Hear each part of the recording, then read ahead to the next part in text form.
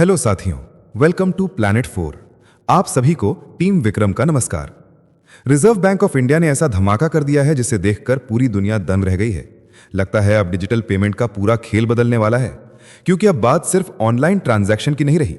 अब तो reserve bank ने ऐसा कमाल कर दिखाया है जहां आपको इंटरनेट की भी जरूरत नहीं पड़ेगी, फिर भी आप पेमेंट कर पाएंगे। हाँ, सही सुना आपने, बिना नेटवर्क, बिना डेटा, बस एक क्लिक और पैसे ट्रांसफर। जब यूपीआई आया था तब पूरी दुनिया हैरान रह गई थी। भारत ने पेमेंट सिस्टम में क्रांति ला दी थी। कई देशों ने इसे कॉपी करने की कोशिश की, कुछ सफल भी हुए। आज भारत का यूपीआई कई देशों में काम कर रहा है, लेकिन अब लग रहा है कि भारत एक नई दिशा में निकल चुका है। अब लगता है यूपीआई का दौर धीरे धीरे खत्म होने जा रहा है और एक नई डिजिटल क्रांति जन्म लेने वाली है, जहां इंटरनेट की जरूरत नहीं रह जाएगी। रिजर्व बैंक ऑफ इंडिया ने सिर्फ पेमेंट सिस्टम में ही नहीं, बल्कि अपने गोल्ड रिजर्व के साथ भी दुनिया को चौंका दिया है। अमेरिका के डॉलर को सबसे बड़ा झटका तब लगा जब भारत का गोल्ड रिजर्व एक $100 बिलियन के पार पहुंच गया। यह न सिर्फ एक संकेत है, बल्कि डॉलर के साम्राज्य के लिए तबाही की घंटी है। कहीं न कहीं दुनिया में एक नया समीकरण तैयार हो रहा है। जुलाई 2025 में 11 सालों में पहली बार रिजर्व बैंक ने अमेरिकी डॉलर में निवेश नहीं किया और अपनी पूरी नजर सोने पर लगा दी। यह फैसला इतिहास लिख रहा है और दुनिया भर के बाजारों में हलचल मच गई है। रूस, भारत, चीन और ब्रिक्स देशों ने गोल्ड की ऐसी खरीदारी की है कि पूरी दुनिया में सोने की कीमतों में आग लग गई है। हर देश अब गोल्ड के पीछे भाग रहा है। सबको लग रहा है कि यही आने वाले समय का असली धन है। और बड़ी बात यह है कि भारत के लोगों ने अपने घरों में छिपाकर $3 ट्रिलियन से भी ज्यादा का गोल्ड रखा हुआ है। और जब भारत जैसा देश अपने गोल्ड रिजर्व को इतनी तेजी से बढ़ा रहा हो, तो समझ लीजिए दुनिया के आर्थिक केंद्रों में भूकंप आना तय है। दुनिया भर के निवेशक अब एक दूसरे की आंखों में सवाल लेकर देख रहे हैं, क्या डॉलर का युग खत्म हो रहा है? लेकिन जवाब अभी किसी के पास नहीं, क्योंकि रिजर्व बैंक ऑफ इंडिया ने अपने कदम इतने शांत और समझदारी से रखे हैं कि दुनिया सिर्फ देख रही है, समझ नहीं पा रही। और इसी बीच अमेरिका के एक बेहद बड़े इन्वेस्टर ने ऐसा धमाका कर दिया है जिसने पूरी दुनिया को हिलाकर रख दिया है। उन्होंने खुलासा किया है कि अमेरिका ने जो रूस की तेल कंपनियों पर प्रतिबंध लगाए हैं, वही अब उसकी सबसे बड़ी भूल साबित होंगे, क्योंकि इन प्रतिबंधों से तेल की कीमतों में जबरदस्त उछाल आने वाला है, जहां रूस तेल बेचकर मोटा मुनाफा कमाएगा और इसी के साथ डॉलर की तबाही की गिनती शुरू हो चुकी है। उन्होंने कहा कि अब दुनिया और भी तेजी से सोने की ओर भागेगी। हर देश सोना खरीदेगा, सोने में निवेश करेगा, क्योंकि यही अब सुरक्षित ठिकाना है। और यही वजह है कि भारत और चीन बिना किसी झिझक के आंख बंद करके सोना खरीद रहे हैं। रिजर्व बैंक ऑफ इंडिया ने तो ऐसा तूफान मचा दिया है जो दुनिया के लिए एक सीधा संकेत है कि अब डॉलर में निवेश करना सबसे बड़ा जोखिम बन चुका है। अगर सिर्फ एक साल में reserve bank of India 600 kilogram सोने की खरीदारी कर रही है, तो साफ समझिए कि भारत अब डॉलर पर अपनी निर्भरता खत्म करने का रोड मैप तैयार कर रहा है।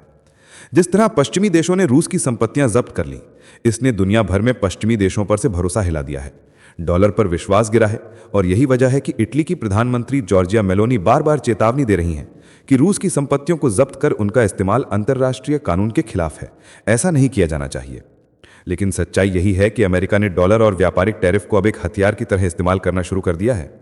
और यही कारण है कि रिजर्व बैंक ऑफ इंडिया ने जो कदम उठाया है, उसने दुनिया को सोचने पर मजबूर कर दिया है। क्योंकि जब आप आंकड़ों पर नजर डालेंगे तो दंग रह जाएंगे। ये सिर्फ सोने की खरीद नहीं, बल्कि आने वाले आर्थिक तूफान से पहले की रणनीतिक तैयारी है। आगे हम विस्तार से जानेंगे कि रिजर्व बैंक ऑफ इंडिया का जो ऑफलाइन डिजिटल रुपया आया है, वो कैसे पूरी दुनिया को हिला रहा है।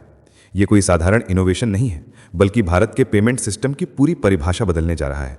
अब सोचिए, जहां आज तक इंटरनेट के बिना पैसों का लेन देन नामुमकिन लगता था, वहीं अब भारत ने इसे मुमकिन कर दिखाया है। चाहे आप किसी छोटे गांव में रहते हो, पहाड़ों के बीच हो या फिर किसी दूर दराज इलाके में, अब आपको ना नेटवर्क की टेंशन होगी, ना डेटा की जरूरत, क्योंकि भारत ने एक आधुनिक तकनीक विकसित कर ली है जो बिना इंटरनेट के भी पेमेंट को तुरंत पूरा कर देगी। ये वो सिस्टम है जो आने वाले समय में हर भारतीय की जेब में डिजिटल क्रांति लेकर आने वाला है। और फिर हम जानेंगे कि जब पूरी दुनिया डॉलर से दूरी बना रही है, तब अमेरिका कैसे अपने $35 ट्रिलियन से ज्यादा के कर्ज को एक झटके में गायब करने की तैयारी कर रहा है। रूस ने हाल ही में एक बड़ा खुलासा किया है जिसने अमेरिका के इरादों पर सवाल खड़े कर दिए हैं। ऐसा लग रहा है कि अमेरिका खुद डॉलर को छोड़कर डिजिटल करेंसी की तरफ भागने वाला है। यह वही खुलासा है जिसके पीछे कई गहरी कहानियां छुपी हैं और अब धीरे धीरे वो सब सतह पर आने लगी हैं। आने वाले हिस्से में हम समझेंगे कि क्या अमेरिका वाकई ऐसा कर पाएगा या नहीं, और अगर वो इसमें सफल हुआ तो उसके परिणाम कितने विस्फोटक साबित हो सकते हैं, ये देखना दिलचस्प होगा। वीडियो के अंत में हम एक बेहद अहम मुद्दे पर चर्चा करेंगे, भारत और रूस के बीच चल रहे व्यापार पर, क्योंकि आज भी इन दोनों देशों के बीच व्यापार में कई बड़ी दिक्कतें मौजूद हैं जिनसे निपटना आसान नहीं है। हालांकि खबर यह है कि रूस के राष्ट्रपति व्लादिमीर पुतिन 5 दिसंबर के आसपास भारत आने वाले हैं और इसी बीच भारत और रूस दोनों ने मिलकर सभी बाधाओं को दूर करने की योजना तेज कर दी है। इसका मतलब साफ है, अब भारत के प्रोडक्ट रूस में और भी आसानी से बिक सकेंगे। लेकिन इसके बावजूद कई ऐसी चुनौतियां हैं जिनके कारण भारत अभी भी खोलकर रूस में अपना माल नहीं बेच पा रहा, और इन्हीं रुकावटों के पीछे की असली कहानी हम आगे विस्तार से समझेंगे। तो चलिए इन सभी खबरों को जानते हैं बेहद विस्तार से, आसान भाषा में।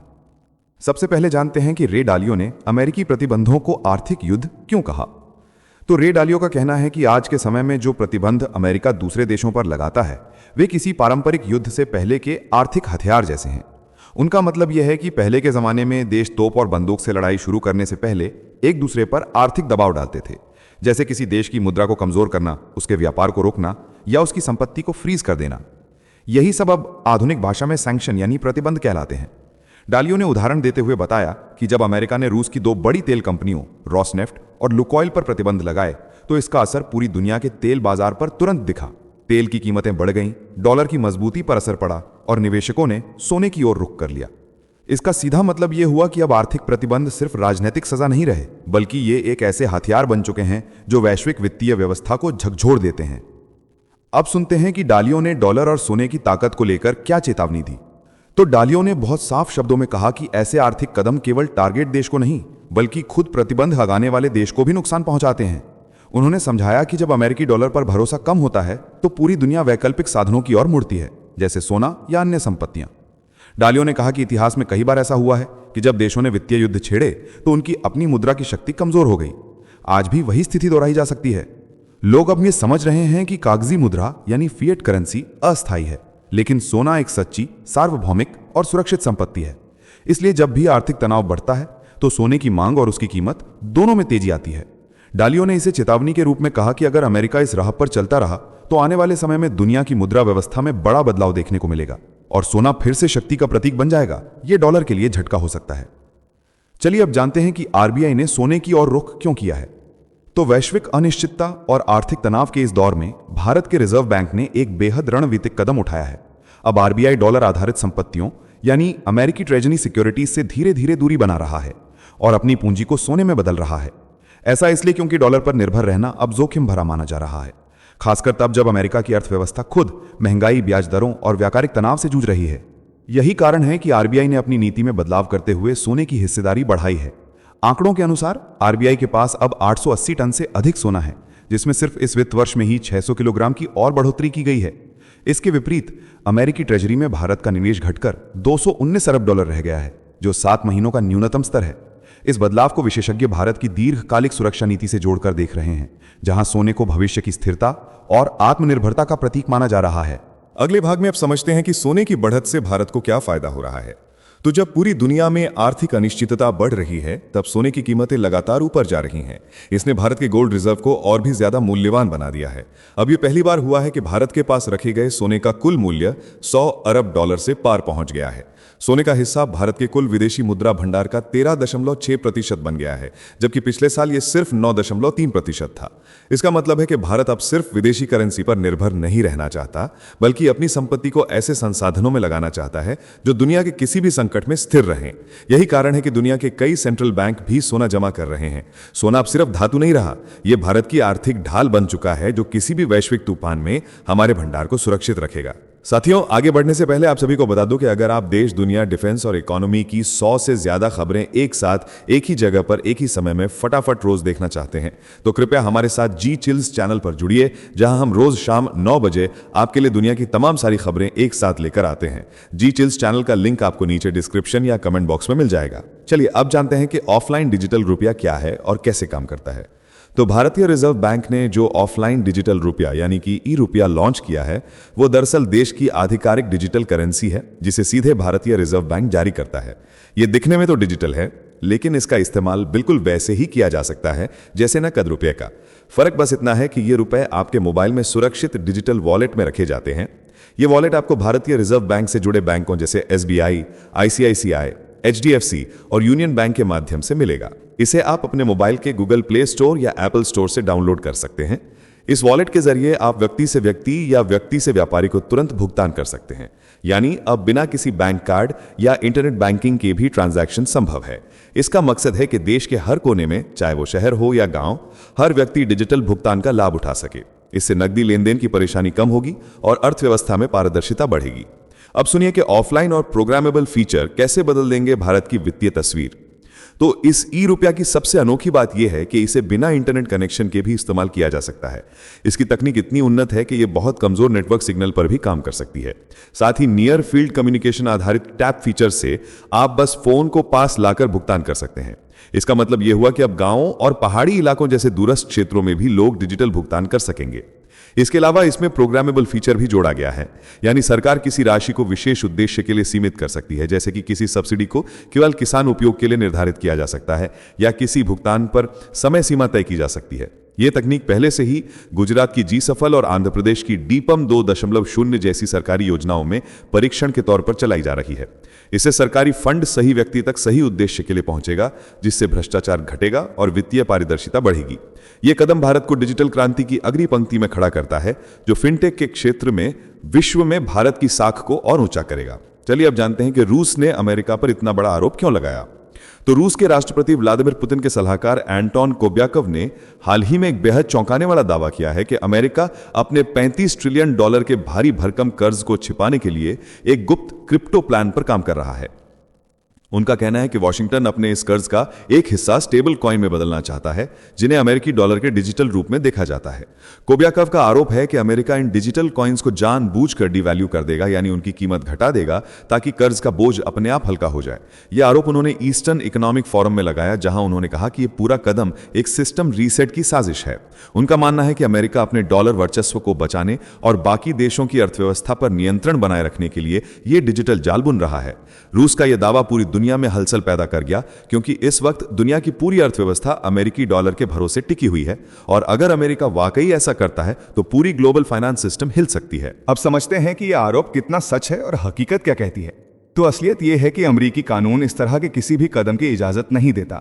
अमेरिका ने 2025 में जीनियस एक्ट नाम का कानून लागू किया है, जिसमें साफ कहा गया है कि कोई भी स्टेबल कॉइन कंपनी अपने डिजिटल टोकन के बदले बराबर की रकम नकद या शॉर्ट टर्म ट्रेजरी में रखेगी। मतलब अगर $1 का कॉइन जारी किया गया है तो उसके बदले $1 नकद रिजर्व में होना चाहिए। ये कंपनियां सरकार नहीं बल्कि निजी फर्में हैं, जैसे USDC और USDT, जिनका काम सिर्फ डिजिटल लेन देन को आसान बनाना है, न कि सरकारी कर्ज मिटाना। आर्थिक विशेषज्ञों के मुताबिक अगर अमेरिका ऐसा करता है तो यह तकनीकी रूप से डिफॉल्ट माना जाएगा, यानी कर्ज चुकाने से इनकार। इसलिए कोब्याकोव का यह दावा केवल एक राजनीतिक बयान लगता है, जिसका मकसद अमेरिकी बाजारों पर भरोसा घटाना और वैश्विक स्तर पर डॉलर की साख को कमजोर करना है। असल में अमेरिका के पास इतनी बड़ी क्रिप्टो क्षमता भी नहीं है कि वो $35 ट्रिलियन को डिजिटल कॉइन में बदल सके, क्योंकि यह तकनीकी, कानूनी और आर्थिक रूप से नामुमकिन है। चलिए अब जानते हैं कि भारत और रूस के बीच व्यापार समझौते में क्या रुकावटें हैं। तो भारत और रूस के बीच जो फ्री ट्रेड अग्रीमेंट यानी FTA पर बातचीत चल रही है, उसमें असली दिक्कतें उन नॉन टैरिफ बाधाओं की हैं जिन्हें भारत ने खुद चिन्हित किया है। भारत ने पाया है कि रूस में व्यापार करने के लिए सिर्फ टैरिफ यानी शुल्क की समस्या नहीं है, बल्कि उससे भी बड़ी अड़चनें हैं, जैसे हर निर्यातित उत्पाद की लिस्टिंग, टेस्टिंग और सर्टिफिकेशन की जटिल प्रक्रिया। भारतीय कंपनियों को अपने समुद्री और कृषि उत्पादों को रूस भेजने से पहले स्थानीय मानकों के हिसाब से मंजूरी लेनी पड़ती है। यह प्रक्रिया इतनी लंबी और महंगी है कि कई छोटे और मध्यम स्तर के निर्यातक पीछे हट जाते हैं। ऊपर से रूस अपने मानक तय करने में केवल स्थानीय नियमों को ही मान्यता देता है, जबकि भारत के कई उत्पाद पहले से ही अंतर्राष्ट्रीय स्तर पर सर्टिफाइड हैं। यही कारण है कि भारतीय निर्यातकों को एक ही उत्पाद के लिए बार बार टेस्टिंग और दस्तावेजीकरण करना पड़ता है। इन सबके चलते लागत बढ़ती है, समय लगता है और प्रतिस्पर्धा में भारत का नुकसान होता है। अब सुनिए कि भारत रूस व्यापार घाटे के बढ़ने से क्या असर हो रहा है। तो भारत का रूस के साथ व्यापार घाटा अब खतरनाक स्तर पर पहुंच गया है। भारत रूस से तेल, रक्षा उपकरण और अन्य वस्तुएं बड़ी मात्रा में आयात कर रहा है, लेकिन बदले में निर्यात बहुत कम हो रहा है। आंकड़े बताते हैं कि भारत का रूस के साथ व्यापार घाटा लगभग $58.96 अरब तक पहुंच गया है, जबकि भारत का निर्यात $5 अरब से भी नीचे है। इसका मतलब यह हुआ कि भारत रूस से जितना खरीद रहा है उतना बेच नहीं पा रहा। सरकार अब कोशिश कर रही है कि रूस को अपने कृषि और समुद्री उत्पादों का बड़ा बाजार बनाया जाए, ताकि इस घाटे को कम किया जा सके। FTA वार्ताओं से उम्मीद की जा रही है कि अगर नॉन टैरिफ बाधाओं को हटाया गया तो भारत के लिए व्यापार के नए रास्ते खुलेंगे। यह कदम दोनों देशों के आर्थिक संबंधों को नई मजबूती देगा और भारतीय निर्यातकों को भी राहत मिलेगी। इस वीडियो में फिलहाल इतना ही। जल्द मिलते हैं एक और नई अपडेट के साथ। जाने से पहले वीडियो को लाइक करके चैनल को सब्सक्राइब कर लें। धन्यवाद।